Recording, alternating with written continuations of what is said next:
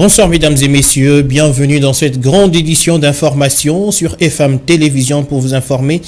D'abord, cette brève qui nous est parvenue dans la soirée. Théo Ngouabidji reste le gouverneur de la province du Sud Kivu.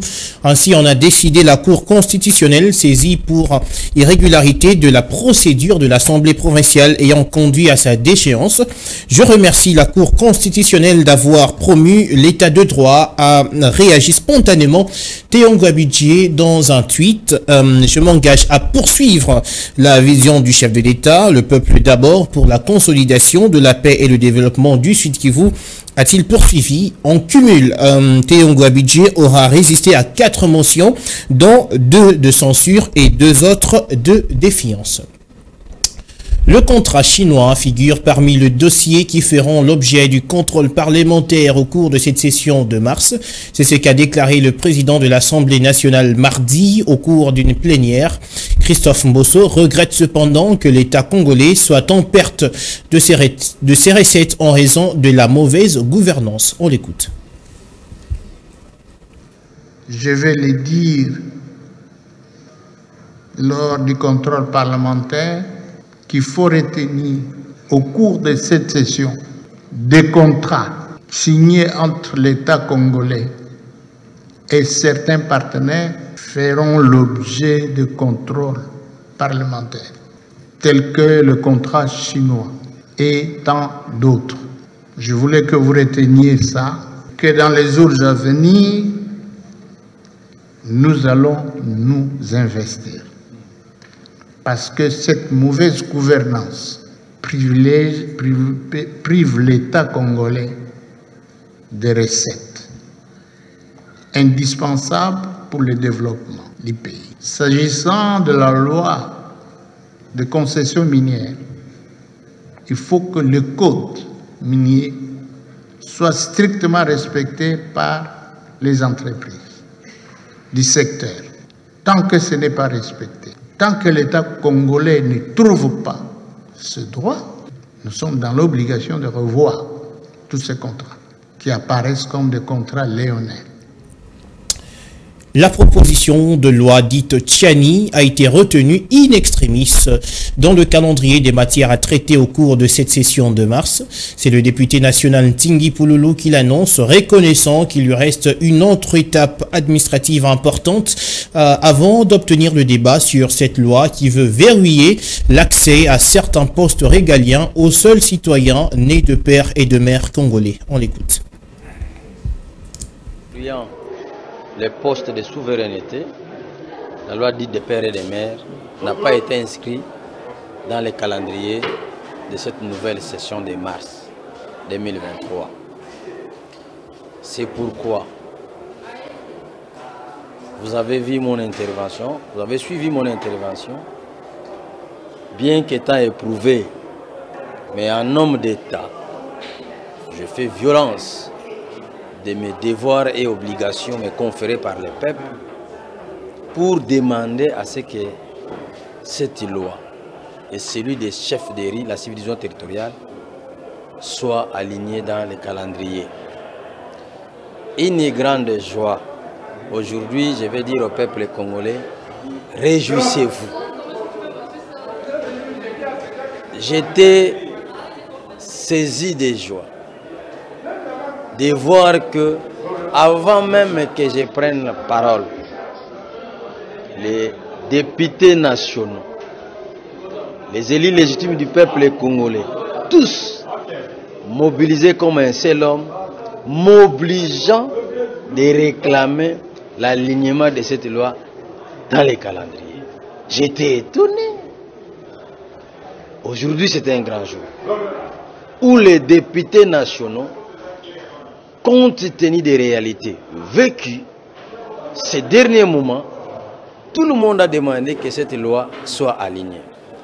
Et ici, je vous annonce que demain, je vais déposer l'accusé de réception de cette loi, afin que la loi soit mise en débat. Dossier du député national Mwanga Chouchou. Aucun de ses avocats ne s'est présenté à l'audience de mardi à la haute cour militaire, craignant pour leur sécurité, à en croire certaines sources. La cause est cependant renvoyée à la week-end. Retour sur l'audience de ce mardi avec Ania Kolé. Au cours de cette nouvelle audience, il était prévu que l'audience générale commise par la haute cour militaire présente au prévenu Edouard Mwanga Chouchou les objets saisis à Kinshasa et en Nord Kivu ayant un rapport avec les infractions reprochées. Alors que la haute cour militaire devrait aborder au cours de cette audience les fonds de l'affaire, les avocats de la défense du prévenu député national Mwanga Chouchou, élu du Nord Kivu, ont brillé par leur absence à cette audience, alors que la remise a été contradictoire à l'égard de toutes les parties, a déclaré le juge président dans des propos rapportés par l'agence congolaise de presse.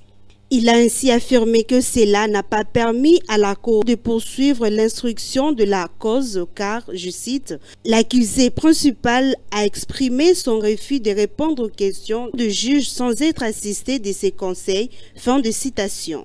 Comme souligne l'ACP, dans ses avis, le ministère public a soutenu que la demande de la remise sollicitée par prévenu Edouard est fondée pour reporter ses droits. La haute cour militaire a donc fait droit à la requête du dit prévenu et renvoyé la cause à la week-end, soit le 28 mars prochain, faute des avocats conseils du député Mwanga Chouchou. Au cours de l'audience publique tenue le 14 mars dernier, le député national Edouard Mwanga Chouchou voyait sa liberté provisoire ou des résidences surveillées afin d'obtenir des soins médicaux appropriés, être rejeté par la haute cour militaire. On va continuer à parler sécurité dans ce journal. Au moins 3 recruteurs des jeunes pour leur adhésion au M23 RDF sont aux arrêts depuis mardi dans la ville de Goma, capitale provinciale du Nord Kivu. Ces collaborateurs des terroristes ont été présentés à la presse par le porte-parole du gouvernement militaire. Suivez ce commentaire. Leur rôle principal, c'est de recruter les jeunes Congolais pour adhérer au groupe terroriste du M23 RDF. Selon le témoignage de Asante Bizimana, l'un des recruteurs des insurgés rwandais, leur mission avait un coût $100 américains. Déjà une semaine que j'ai été appelé, comme quoi je peux les aider puisque c'est un collègue de classe et de la première année secondaire qui est là, qui m'avait appelé, non? Est-ce que tu ne peux pas nous aider? On va te faire d'argent. Si une fois tu parviens à nous faire au moins les jeunes, une fois tu nous fais au moins 20 jeunes, on va te faire $100. Alors, vu la pauvreté que j'ai facilement accepté. C'est hier et aujourd'hui que j'ai commencé au moins à le faire et on a mis la main sur moi. L'arrestation de ces collaborateurs des rebelles du M23 soutenus par le Rwanda et le couronnement d'un travail acharné abattu par l'armée loyaliste se réjouit le lieutenant-colonel Guillaume Djike.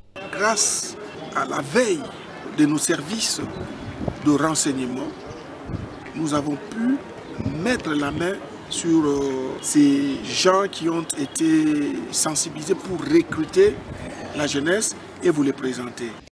Pour le porte-parole du gouvernement militaire du Nord Kivu, s'il y a une structure dans laquelle il faut adhérer, c'est au sein des FARDC. Si les jeunes veulent faire l'armée, que les jeunes viennent s'enrôler au sein des forces armées de la République démocratique du Congo.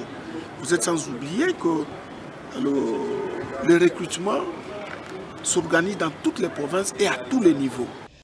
Cette arrestation intervient alors que les lignes de front sont relativement calmes. La société civile redoute cependant un assaut sur la ville de Goma, capitale provinciale du Nord Kivu. Et puis sachez que les lignes de front ont bougé mardi après plusieurs jours d'accalmie, mais il ne s'agit pas d'un affrontement entre le FARDC et les rebelles du M23 RDF à Nyiragongo dans le Nord Kivu. Des affrontements ont opposé les insurgés rwandais à un groupe d'autodéfense à Rugari.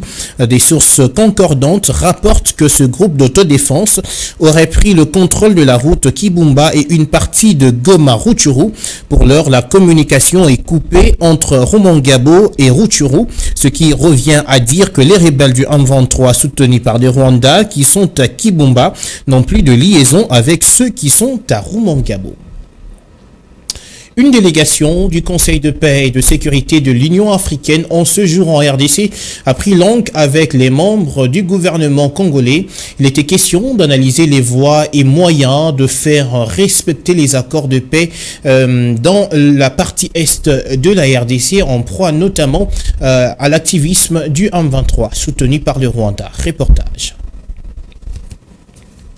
C'est un face-à-face décisif, une occasion que le gouvernement congolais attendait depuis septembre dernier. La délégation du Conseil de paix et de sécurité de l'Union africaine est à Kinshasa dans une mission de 48 heures pour palper les réalités de terrain. Le chef de la délégation, Willy Nyamitwe, félicite le président de la République, Félix Antoine Tshisekedi Tshilombo, qui privilégie la voie diplomatique pour la résolution de la crise. Le Conseil de paix et de sécurité de l'Union africaine réaffirme son engagement de préserver la souveraineté de la République démocratique du Congo pour son développement socio-économique. Elle salue au passage le pas franchi tout en condamnant les actes de barbarie et appelle à la cessation des hostilités. Christophe Lutundula Palapena Pala, vice-premier ministre, ministre des Affaires étrangères et de la coopération internationale, qui avait à ses côtés le ministre de la Défense nationale et le vice-ministre de l'Intérieur, a au nom du gouvernement congolais apprécié la présence de cette délégation à Kinshasa alors qu'il faisait l'état des lieux. Le gouvernement congolais souhaite que cette visite soit une occasion pour le CPS de se faire sa religion et de proposer des solutions africaines aux problèmes africains. Un mémorandum du gouvernement congolais qui reprendra ses attentes sera remis à la délégation de l'Union africaine. La délégation représentée par le représentant permanent du Burundi à l'Union africaine, Willy Nyamitwe, sait ce qu'attend la République démocratique du Congo. La mise en œuvre des mécanismes de Luanda et de Nairobi reste d'actualité et est très attendue par les populations de la République démocratique du Congo. La condamnation du Rwanda doit être effective pour rétablir et sauvegarder les valeurs africaines. Des pertes ont été enregistrées lundi dans les rangs des ADF dans le territoire de Beni au Nord Kivu. 2 djihadistes ont été neutralisés dans le secteur de Rwenzori alors qu'ils étaient surpris dans le champ de la population. Par ailleurs, un autre élément ADF a été capturé à Kiavinyongue, c'est dans la chefferie de Bachou. On écoute à ce sujet le porte-parole de l'armée à Beni, le capitaine Anthony Mwalushaï, qui salue la collaboration entre la population et les FARDC. En pleine patrouille de combat dans les secteurs de Rwenzori, précisément au long des rivières Zelube et Lusulubi, les forces armées de la République démocratique du Congo ont neutralisé hier, lundi 20 mars 2023, 2 terroristes ADF-MTM qui étaient surpris dans le champ de paisibles citoyens. Les forces armées ont repris l'avantage en neutralisant ces 2 terroristes djihadistes et ravir ces 2 armes. Toujours hier, il faut dire que dans la localité de Kiavinyongue, dans la chefferie de Bachou, le FARDC ont réussi, en collaboration avec la jeunesse de cette localité bien sûr, à capturer M. Djad Abdul, qui est terroriste ADF-MTM, des nationalités ougandaises.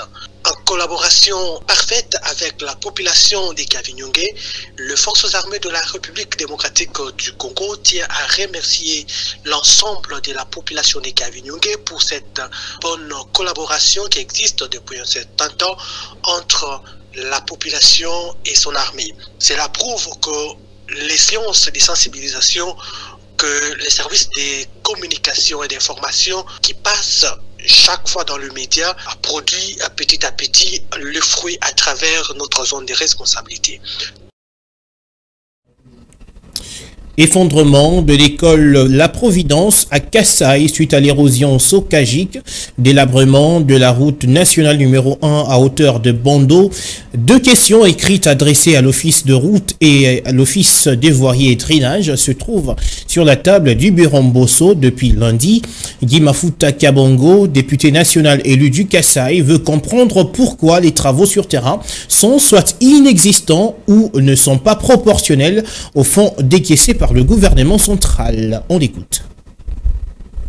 Je suis venu déposer 2 questions écrites adressées au directeur général de l'office de route et à celui de l'office de voirie et drainage au sujet d'un constat malheureux que j'ai pu relever lors de mes vacances parlementaires. Sur la nationale numéro 1 au niveau de Bondo, le gouvernement de la République, à travers le FONER, a décaissé plus ou moins 550 000 $ depuis le mois de janvier jusqu'à aujourd'hui. Rien n'a été fait. Une déviation a été faite pour camoufler un peu la situation, mais la route elle est vraiment dangereuse. La semaine passée, c'est un camion qui s'est engouffré dedans, emportant 10 vies humaines. 10 vies humaines, c'est beaucoup. Dans la ville de Chikapa, par exemple, l'érosion socagique qui évolue a englouti une école. L'école, c'est le symbole même de la gratuité, c'est le symbole de l'éducation. Et tous savons combien d'efforts le chef de l'État, son Excellence Félix-Antoine Tshisekedi, fournit pour que la gratuité soit effective à travers tout le pays. Qui dit gratuité voit l'affluence des enfants qui étaient exclus des écoles à cause des frais scolaires. Et ces enfants-là doivent trouver un cadre, une infrastructure. Mais hélas, la nuit dernière, avec la pluie qui s'est abattue sur la ville de Chikapa, une école, la meilleure infrastructure scolaire de la ville et même de la province, a été engloutie. La progression dangereuse de cette érosion risque d'engloutir 15 autres écoles qui se trouvent sur le même trajectoire. C'est pourquoi nous pensons qu'une sonnette d'alarme doit être tirée rapidement pour que les responsabilités soient établies. Et faisant d'une pierre 2 coups, j'ai demandé au président de l'Assemblée nationale qu'il autorise une mission d'enquête parlementaire, que nous puissions conforter les données des décaissements au niveau central et la réalisation des travaux sur terrain. Un mot de culture à présent, Adolphe Yue Onyombe est nommé ambassadeur de la jeunesse pour la paix en RDC ce mardi par le ministre de la Jeunesse Yves Bonkoulouzola. Se confiant à la presse, le repromu a fait savoir qu'une lourde tâche l'attendait. On l'écoute au micro de Lionel Ngolo et Enoch Mafuka. Une lourde tâche. Ça me renvoie à réconscientiser encore la jeunesse congolaise. Je suis conscient que ce n'est pas facile, mais avec l'appui de cette jeunesse, avec ma connaissance, également avec Dieu, nous irons de l'avant. Vous savez, aider d'abord la jeunesse, c'est les accompagner dans leur parcours intellectuel. Il faut apprendre, il faut savoir. Et le civisme joue un grand rôle, le respect et surtout le patriotisme. C'est ce que je vais transmettre à la jeunesse congolaise. De ne pas être manipulé, d'être conscient. Le Congo est beau. Ce qui nous réunit ici, ce que nous avons en commun, c'est la République démocratique du Congo. Nous devons protéger la République démocratique du Congo plus que tout. La République démocratique du Congo, c'est une famille. De la même manière, nous avons notre famille restreinte, s'il s'agit bien d'un papa, d'une maman, des enfants. C'est ça. La patrie, c'est notre maman. C'est ça la République démocratique du Congo. C'est la mère. N'est-ce pas, il dit qu'une femme, c'est éduquer toute une nation. Aimer la République démocratique du Congo, c'est aimer l'avenir de la jeunesse congolaise. En société, les dégâts causés par la pluie ne sont pas encore à leur terme. C'est le cas du quartier Matadi-Mayo dans la commune de Mangafula où le collège Christ-Roi court un grand risque de disparaître suite à cette érosion et à l'insalubrité qui ronge ce site éducatif. Les élèves de ce collège ont lancé un SOS aux autorités. Ruth Dinonzi. Tout être humain est censé vivre dans un environnement sain. Ce principe de la vie naturelle semble être bafoué à Cité Pumbu au quartier Matadi-Mayo dans la commune de Mongafula où l'écosystème Sekoué a cédé la place à la dégradation de l'environnement. D'une part l'érosion et de l'autre part l'insalubrité grandissante. Ce qui inquiète au plus haut point, c'est l'état dans lequel se trouve le collège Christ-Roi. Fatigués et indignés de vivre dans des conditions pareilles, les élèves du collège Christ-Roi ont attiré l'attention des décideurs. Comme vous l'avez remarqué et vu, nous vivons dans un environnement très malsain avec les immondices, les bassins de rétention d'eau et l'érosion qui menacent l'école. Nous lançons une sonnette d'alarme au gouvernement et particulièrement à son Excellence, Monsieur le Président de la République, Fachi Beton, qui nous vienne en aide car nous étudions dans des conditions inhumaines. L'évacuation des immondices, source des maladies, et la construction de nouveaux bâtiments sont là notre grand souhait. Le quartier Matadi-Mayo a été frappé par des érosions terribles depuis le 13 décembre 2022 lors des pluies diluviennes qui se sont abattues à Kinshasa, lesquelles avaient occasionné la coupure de la route nationale numéro 1 au niveau des Anvrac. Les habitants du quartier Matadi-Mayo continuent à lancer leurs cris de détresse auprès des autorités pour qu'une solution susceptible d'arrêter la progression du ravin soit trouvée urgemment. Et puis un mot de sport avant de nous quitter. La coordination du FC Renaissance du Congo a suspendu les activités du comité national des supporters de l'Okolama. Cette décision se justifie par l'indiscipline et le désordre orchestré au sein du comité national des supporters de l'Okolama qui s'est dérobé de sa mission. Suivez la lecture de l'ordonnance. La coordination décide 1. La suspension de toutes les activités du CNS l'Okolama jusqu'à nouvel ordre. 2. Tout rassemblement à l'Okolama sera considéré comme un acte de rébellion à l'égard de la coordination et pourra engendrer des poursuites judiciaires. 3. Les autorités politico-administratives et policières qui nous lisent veilleront au strict respect de cette présente décision car la force reste à la loi. 4. Les secrétaires du club est prié de veiller sans faille à l'exécution de cette présente décision qui entre en vigueur à la date de sa signature. C'est la fin de cette édition d'information sur FM Télévision. Madame, Messieurs, merci à tous de nous avoir suivis. D'ici là, portez-vous bien.